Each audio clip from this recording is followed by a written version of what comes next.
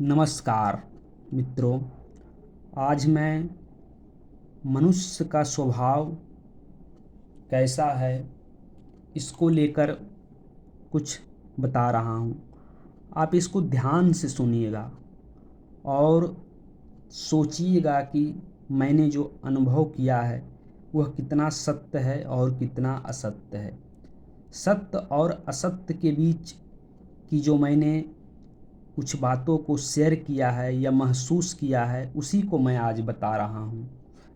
क्या आप देखते हैं कि मनुष्य अपने जीवन का 70% से अधिक समय सिर्फ कल्पनाओं के जाल बुनने में लगा देता है। और अगर हम अपने द्वारा किए गए कार्यों को सिर्फ ईमानदारी से परीक्षण करें तो पाते हैं कि हम उस वही कार्य को कर रहे हैं, सिर्फ दोहराव है। हमें आदत सी पड़ गई है एक ही काम को करने में, वही गुस्सा, वही प्रेम, वही राग द्वेष, ना जाने पूरे जीवन में हम कितनी बार करते हैं, लेकिन फिर भी हम उस पर विजय प्राप्त नहीं करते हैं। वह हमारी आदत का हिस्सा बन जाता है। हर बार हम सोचते हैं कि जो हमारे द्वारा किया गया कार्य है हम वह गलती दोबारा ना करेंगे, लेकिन फिर भी हम करते हैं और हर बार हाथ खाली मिलता है। फिर भी हम सुबह उठते हैं, वही कल्पनाओं के नए नए ताने बुनने में लग जाते हैं। तर्क के स्तर पर विचारों का खंडन मंडन करते रहते हैं, लेकिन जैसे ही वास्तविकताओं की परिधि फैलती है, स्वयं को असहाय और शरीर के सामने मन जो है हमेशा नतमस्तक नजर आता है। उसे पुनरावृत्ति के लिए नए नए तर्क देता है और हम देखते हैं कि फिर से शरीर के गिरफ्त में मन आ जाता है और मन हमेशा शरीर के सामने हारा हुआ महसूस करता है। तभी तो हमारे द्वारा सृजित वासना हम पे विजय प्राप्त कर लेता है। अधिकांश मनुष्य जो है इन्हीं दोहरावों के बीच में संपूर्ण जीवन गुजार देता है। अंततः उसकी अवस्था जस की तस बनी रहती है, उसमें कोई परिवर्तन नहीं आता है। तो फिर क्या करें? यहाँ प्रश्न उठता ये भी है कि शरीर के हवाले मन को कर दे, जो बरसों से करते आ रहे हैं। तो फिर इन तथाकथित धार्मिक गुरुओं का क्या होगा जो मन पर हमेशा नियंत्रण की बात करते रहते हैं। आप देखते हैं कि हमारे हिंदू समाज में या कोई भी धार्मिक पद्धति जहाँ प्रचलित है, जहाँ लोग धर्म को काफ़ी महत्व देते हैं और बिल्कुल ही देते हैं। धर्म एक ऐसे संवेदनशील विषय है जिस पर सभी लोग इस पर अपनी सहमति देते रहते हैं, लेकिन हमें जो धर्म में सिखाया जाता है वह हमारे स्वभाव के अनुकूल नहीं होता है। हम देखते हैं कि वहाँ बहुत नए नए तर्क देते हैं जो कि हमारे शरीर के अनुकूल नहीं होता है। मन पर नियंत्रण की बात बार बार हमारे धर्म गुरु करते हैं और जो शायद संभव नहीं है। अगर मेरा और मेरे जैसे बहुत से मित्रों की अनुभव की बात करें तो पाते हैं कि शरीर की वास्तविकता अस्थाई है, मन बिल्कुल अस्थाई है, उस पर नियंत्रण ही नहीं रह पाता है। आप गहरा से अभ्यास भी कर लेते हैं, फिर भी देखते हैं कि जैसे ही परिस्थितियां मन के प्रतिकूल होती है कि मन हमेशा अनुकूल स्थिति में जाने का प्रयास करता है और वह हमें दबाव देता है कि आप वही कार्य करें जो आपको शरीर को अच्छा लग रहा है, बाकी सब बातें गौण वहाँ हो जाती है। यही जीवन का अंतिम सत्य मुझे मालूम होता है। यह जीवन का अंतिम सत्य आपके साथ आँख मिचौली खेलते हुए मन पर हमेशा भारी पड़ेगा। इसलिए इसे जीतना जो है मरुस्थल में पानी निकालने जैसा होगा। हाँ, हमारे बस में सिर्फ इतना है कि हम इसके साथ सामंजस्य बैठाने का प्रयास करें और थोड़ी थोड़ी मात्रा में हम अपनी आदतों को छोड़ने का प्रयास करें, क्योंकि आदत दरअसल छोड़ी नहीं जाती है। पूरी तरह से हम कोई भी आदत को त्याग नहीं सकते हैं। हाँ, हम इतना ज़रूर कर सकते हैं कि आदत की जो करने की पुनरावृत्ति है उसको थोड़ा सा कम कर देते हैं। थोड़ा सा से तात्पर्य ये है, यदि आप कोई गहरी वासना में डूबे हुए हैं तो आप उससे निकलने का प्रयास कर सकते हैं, कोई दूसरा नया वासना को अख्तियार करके जो सामाजिक मानदंडों के अनुसार हो।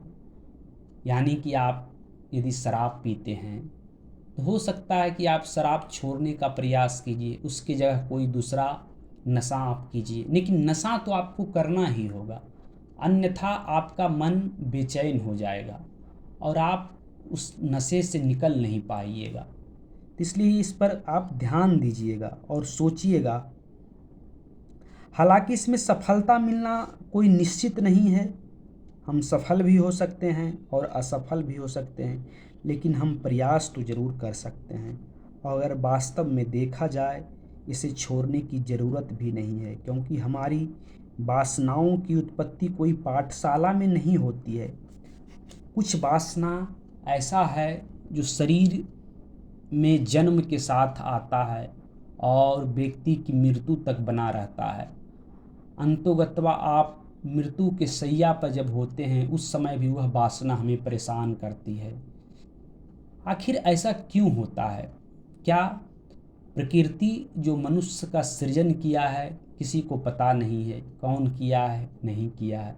यह सिर्फ मिथ्या बात है कि कोई बनाने वाला है। यदि कोई बनाने वाला है तो उसके पास हमारी कोई रूपरेखा है या नहीं, यह सब कहना बिल्कुल ही मुश्किल बात है।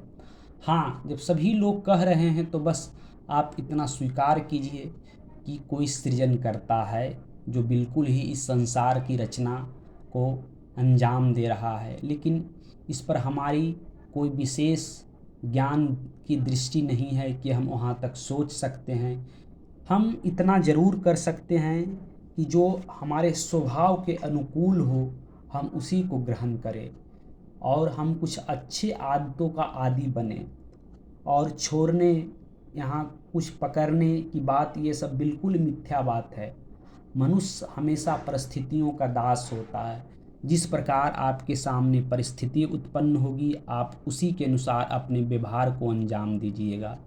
तो आप ऐसा कर सकते हैं कि परिस्थिति एक लंबी प्रक्रिया की चीज़ है जिसे आप अनुकूलतम दिशा में सृजित कर सकते हैं। जब आप देखिएगा कि परिस्थिति जो है आपके अनुकूल होगी तो आप निश्चित ही कुछ अच्छे करने का प्रयास करेंगे। आपके बस में बस इतना है कि आप जो कर रहे हैं बहुत शिद्दत से कीजिएगा और कुछ नहीं है।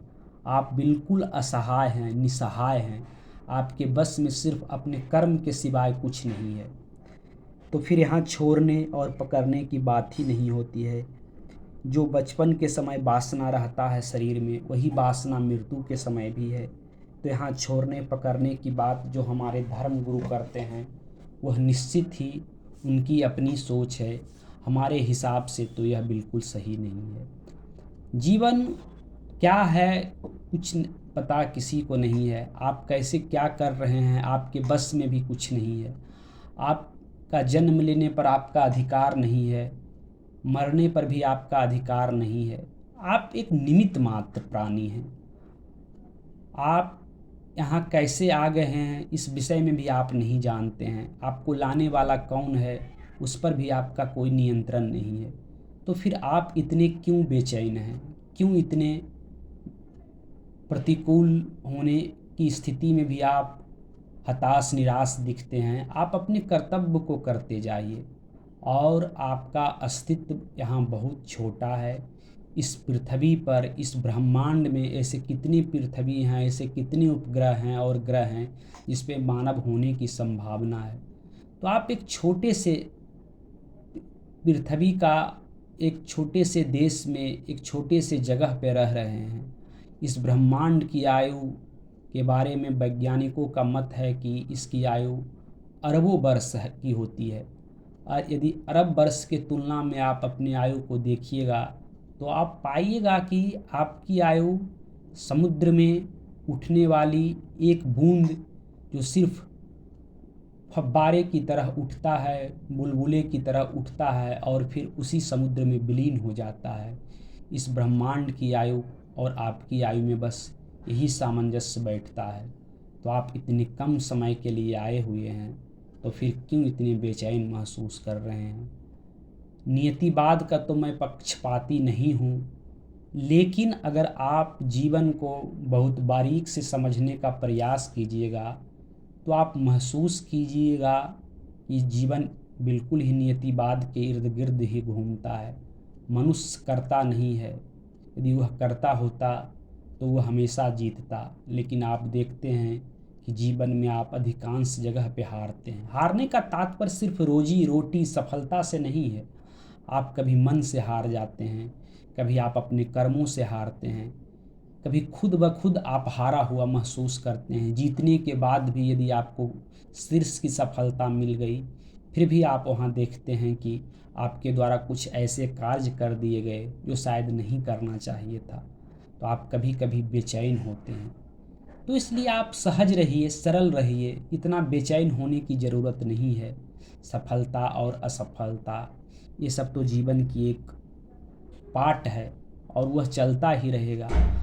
आप बेहतर ये होगा कि आप कभी अपने जीवन को बारीकी से देखिए कि आपका स्वभाव किस प्रकार है।